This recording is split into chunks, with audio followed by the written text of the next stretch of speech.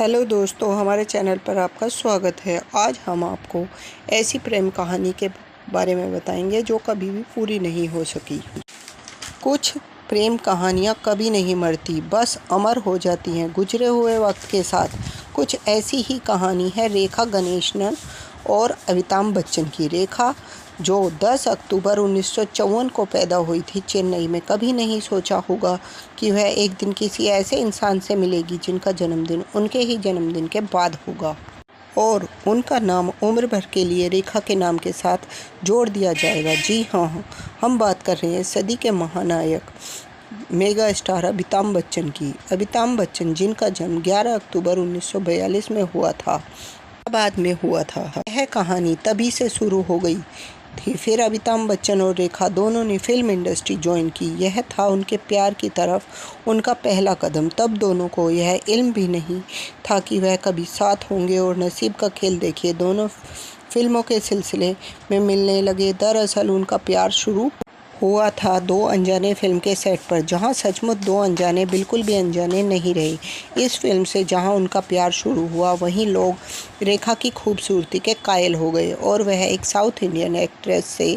बॉलीवुड की मल्लिका बन गई। इसके बाद अमिताभ और रेखा ने बहुत सारी फिल्में एक साथ की, जैसे कि खून पसीना, गंगा की सौगंध, सुहाग, मुकद्दर का सिकंदर, राम बलराम, मिस्टर नटवरलाल और सिलसिला।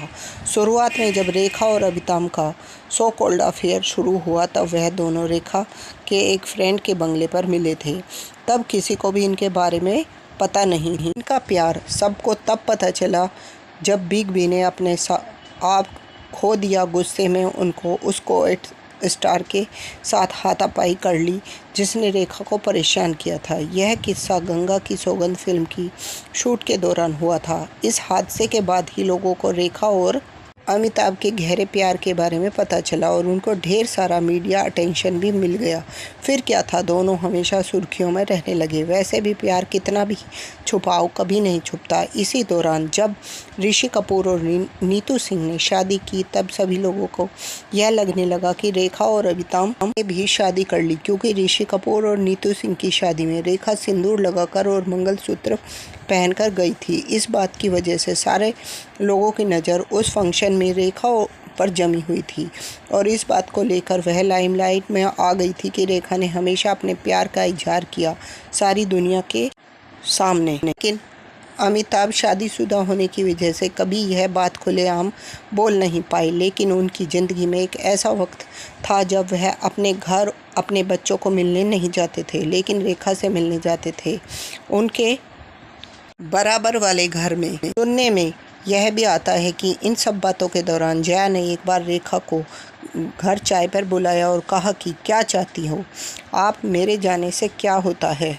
अमित मेरे पति हैं, मेरा धर्म है, वो मेरा प्यार है और प्यार मेरी किस्मत बन चुका है। अगर आप समझती हैं कि आप उनको मुझसे छीन कर ले जाएंगी तो आप यह गलत सोच रखती हैं। सिलसिला फिल्म 1981 में जब आई तो सारे लोग उस फिल्म की कहानी को बिग बी की रियल लाइफ से जोड़कर देखने लगे। उस फिल्म के डायरेक्टर यश चोपड़ा से जब पूछा गया कि यह शूट करते वक्त आपको परेशानी नहीं हुई, तब उन्होंने कहा कि अमिताभ और रेखा इस फिल्म में एक दूसरे से प्यार करते हैं, लेकिन अमिताभ की पत्नी जया बच्चन को एक्चुअली उनकी रियल लाइफ से मिलती जुलती कहानी है। इसलिए फिल्म शूट करते वक्त मैं यही सोचता रहा कोई प्रॉब्लम ना आ जाए, क्योंकि यह सब एक साथ शूट कर रहे हैं। लेकिन सिलसिला फिल्म के बाद बिग बी और रेखा की प्रेम कहानी हमेशा के लिए ख़त्म हो गई, ऑन स्क्रीन भी और ऑफ स्क्रीन भी। सिलसिला भले ही फ्लॉप हुई बॉक्स ऑफिस पर, लेकिन आज भी वह बॉलीवुड की क्लासिक मूवी में से एक है। फिल्म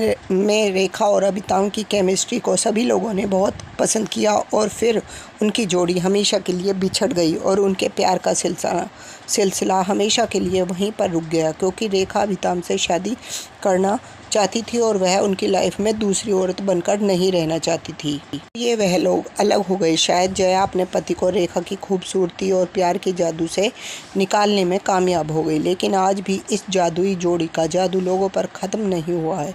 लोग आज भी उन्हें साथ देखना चाहते हैं। कुछ वक्त बाद रेखा ने भी शादी कर ली। Daily best businessman Mukesh Agrawal के साथ, लेकिन 1 साल बाद ही उनके पति की मौत हो गई और तब से रेखा अकेली हो गई। मगर मांग में सिंदूर तो रेखा आज भी लगाती है। सब कहते हैं वह सिंदूर अमिताभ बच्चन के लिए है और कुछ लोग यह भी कहते हैं कि उनका स्टाइल है। अब यह क्या जाने, वह तो रेखा ही जानती है। लेकिन हम तो इतना ही जानते हैं कि रेखा और अमिताभ का नाम कभी एक दूसरे से जुदा नहीं हो पाए, क्योंकि उनके प्यार में कुछ बात तो थी, तभी तो आज भी वह ख़त्म नहीं हुई। हमारी तरफ से रेखा और अमिताभ जी को बधाई।